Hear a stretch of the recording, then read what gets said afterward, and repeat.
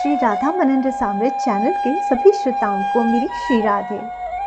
बंधुओं, पिछली वीडियो में हमने चर्चा की थी कि भगवान की अनुभूति करने के लिए हमें क्या करना चाहिए। भगवान की अनुभूति करने के लिए सबसे ज़रूरी है भगवान में हमारी मति का स्थिर होना। अगर आप इसे और अच्छी तरह से समझना चाहते हैं तो आप मेरी पिछली वीडियो को देख सकते हैं। उसी वीडियो को देखकर मेरे एक और व्यूअर ने ये प्रश्न किया है कि भगवान की कृपा का क्या स्वरूप होता है, भगवान की हम पर कृपा हो रही है उसकी क्या निशानी होती है। और उन्होंने मुझसे पूछा है कि क्या आपको कभी भगवान की कृपा का अनुभव हुआ है। तो आज मैं आपको इसी प्रश्न का उत्तर देने जा रही हूँ। तो बंधुओं, कई बार हमारे जीवन में हमारे आसपास ही हमारे गुरु, कोई महापुरुष, कोई संत या कोई भावुक भक्त हृदय होते हैं। भले ही उस समय हम उनका अनुभव नहीं कर पा रहे, उनके अनुग्रह को समझ नहीं पा रहे, उन्हें पहचान नहीं पा रहे, लेकिन उनका सानिध्य भगवान की हम पर एक बहुत बड़ी कृपा है। समय आने पर जब ये कृपा छोटे से बीज से एक बहुत बड़े वृक्ष का रूप ले लेती है, तब हमें पता चलता है कि कैसे सावरे ने उन गुरु को, उन महापुरुष को, उन संत को या फिर उस भावुक भक्त हृदय को निमित्त बनाया हमें स्वयं से मिलाने के लिए, स्वयं के पास बुलाने के लिए। तब ये ज़रूरी हो जाता है कि उस कृपा को विनम्रता से हम संभालें। ये संसार सदैव ही बदलता रहता है। इस बाहर के बदलते हुए संसार में हमें अंदर से स्थिर रहना है, अपने मन को स्थिर रखकर इस कृपा की छाया में बैठे रहना है। माया बहुत बड़े बड़े खेल रचती है, हमें इस कृपा के बीज को वृक्ष बनने से रोकने के लिए। लेकिन हमें विचलित नहीं होना और जो सच्चे हृदय से अपने गुरु से और बांके बिहारी जी से जुड़े होते हैं, वो किसी भी परिस्थिति में विचलित नहीं होते।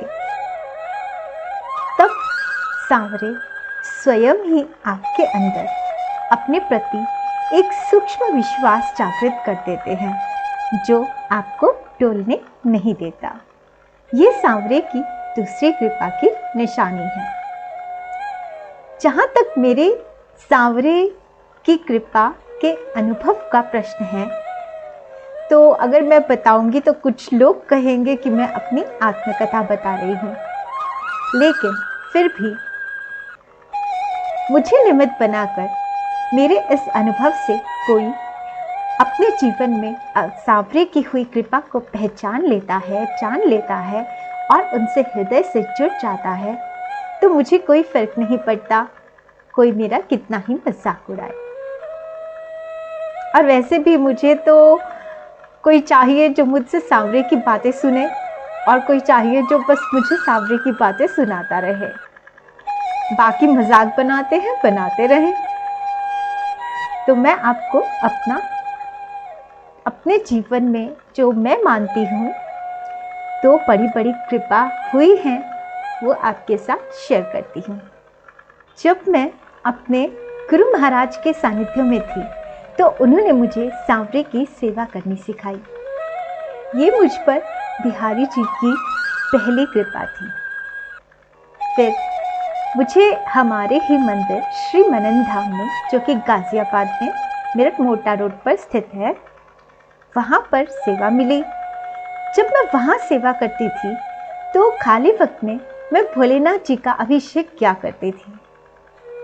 और जब मैं अभिषेक कराने वाले पंडित जी को दक्षिणा देती थी तो वो आशीर्वाद में मुझे बिहारी जी के चमत्कार, कुछ वॉल्यूम्स थे उनके पास, छोटी छोटी बुक्स थी जिनमें एक दो कथाएं होती थी, रोज मुझे जब भी मैं उनको अभिषेक करके दक्षिणा देती, आशीर्वाद में मुझे वो वाली एक बुक दे देते। उस बुक में 1 या 2 कथाएं होती थी जिसमें बहुत ही रोचक कथा होती थी, और उन्होंने मुझे वो कुछ 15-20 वॉल्यूम्स दिए थे जिनमें भक्त का भगवान से मिलन होता था। और इतनी रोचक कथा होती थी कि मेरा हृदय उसे रीड करके सोचने लगता कि मंदिरों के पंडितों ने भगवान को एक हवा बना के रख दिया है। लेकिन इन कथाओं को पढ़ने के बाद तो लगता है कि सांवरे का स्वभाव तो बहुत ही प्यारा है। तब मेरे मन में उनसे मिलने की तड़प उठती। मैं सोचती, क्या मैं भी कभी वृंदावन जा पाऊंगी? क्या सांवरे मुझे भी ऐसे मिलेंगे? क्या मुझे भी ऐसी ही कुछ अनुभूतियां होंगी? मैं सोचती उनके स्वभाव के बारे में। कथाओं को पढ़ पढ़ के मैं घंटों बिहारी जी की याद में उनके चमत्कारों को सोचते हुए निकाल देती। मन में भगवान और भक्त के मिलन के आनंद को महसूस करती रहती।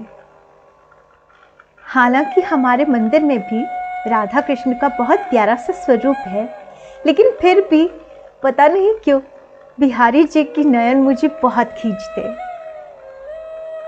मैं बहुत देर तक उनकी यादों में खोई रहती।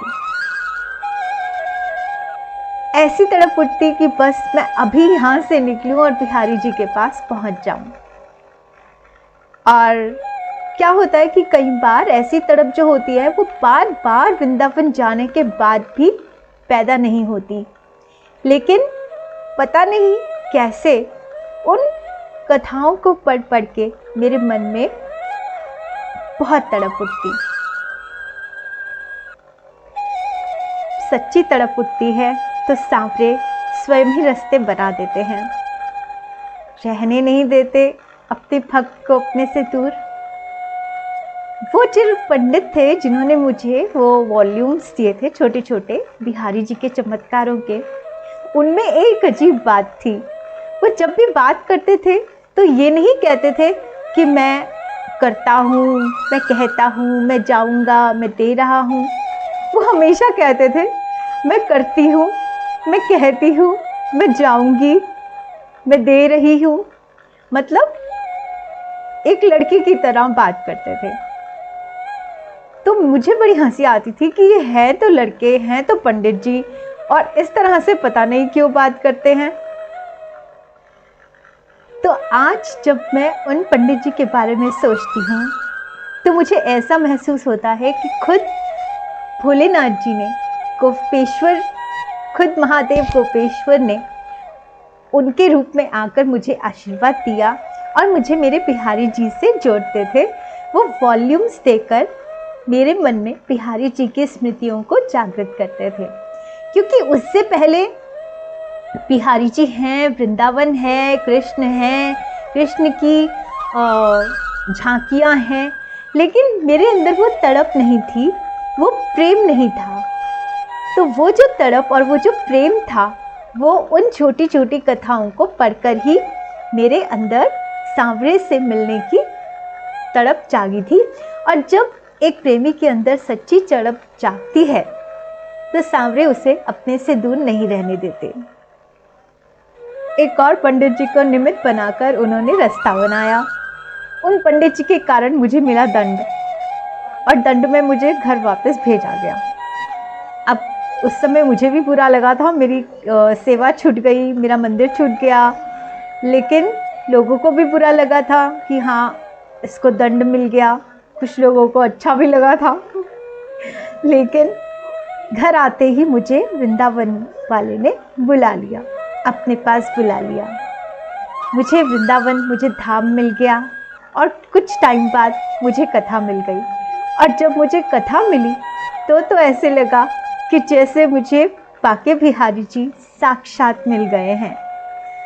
साक्षात मैं उनके साथ नृत्य करती हूँ, रास रचाती हूँ, मुझे बहुत अच्छा लगता है। पल पल वो मेरे साथ रहते हैं। कथा का मेरे जीवन में एक बहुत महत्वपूर्ण स्थान है। कथा अब मेरी धड़कन बन चुकी है। अब मुझे कथा अगर मिले नहीं तो मैं कथा कहना शुरू कर देती हूँ। तो ये सांवरे की मुझ पे बहुत बड़ी कृपा है। मेरे गुरु महाराज, माँ पार्वती, भोलेनाथ जी की मुझ पे बहुत बड़ी कृपा हुई है। तो अगर कोई भी आपको सांवरे से रिलेटेड कोई भी बात सुनाता है, सिखाता है कुछ, उसे हृदय से सुनो, बहुत आदर से सुनो। पता नहीं कौन सा क्षण सांवरे की कृपा का हो, कौन सी बात से आपके अंदर भी उनसे मिलने की तड़प जाग उठे, प्रबल तड़प जाग उठे। संतों की एक छोटी सी दृष्टि एक दिन बहुत बड़ी भक्ति बन सकती है। संतों की दृष्टि में रह जाते हैं अगर, और पाठ पूजा करते हुए संतों के हृदय में यदि हमारी स्मृति आ जाती है, तो सांवरे की भी दृष्टि जो उस वक्त उन संतों पर होती है, हम पर हो जाती है। हमारे गुरु, संत या फिर भावुक भक्त हृदय भगवान को देखने का झरोका होते हैं। कभी कभी आप महसूस करोगे कि जो बात आपने सिर्फ अपने हृदय में अपने भगवान से की, या फिर सिर्फ अपने हृदय में सोची, भगवान से कहीं भी नहीं, वो बात हूबहू उनके मुखारविंद से निकल जाती है। क्योंकि आत्मा तो सभी में एक ही है ना। कभी कभी ऐसे संत जो होते हैं या ऐसे भक्त या गुरु जो होते हैं, वो बहुत कड़वा भी बोलते हैं, लेकिन फिर भी पेशेंस से सुनते रहना चाहिए उस मीठी बात को सुनने के लिए जो सांवरे आपके लिए कहलवा रहे हैं। लेकिन हृदय में अगर सहनशीलता, स्थिरता, एकाग्रता, शांति, समभाव, भक्ति और प्रेम नहीं होगा तो यह अनुभूति नहीं होगी। क्योंकि आजकल भक्ति के नाम पर एक को नीचा दिखाने में और दूसरे को भगवान का अवतार सिद्ध करने में मनुष्य उलझ गया है। इतना उलझ गया है कि भक्ति का फल जो प्रेम है वो उसे प्राप्त नहीं कर पा रहा है, जो कि उसका ध्रुव्य लक्ष्य होना चाहिए। और जब तक भेदभाव में फंसा है, सांवरे तक पहुंचना बहुत मुश्किल है। आप पैसा कमा लोगे, यश कमा लोगे, बहुत लोग आपके आगे हाथ जोड़ेंगे, पद प्रतिष्ठा मिलेगी, सब कुछ मिल जाएगा, लेकिन सांवरे नहीं मिलेंगे। लोग इन सब चीज़ों को कृपा मानते हैं, लेकिन सांवरे की अनुभूति आपको तभी मिलेगी जब आप में समभाव होगा। तो जब तक भेदभाव में फंसा है, सांवरे तक पहुंचना बहुत मुश्किल है। और यहीं पे लोग भटक रहे हैं, शांत हैं, प्रतिस्पर्धा में जीतने और हारने की होड़ में स्थिरमति नहीं हो पा रहे हैं।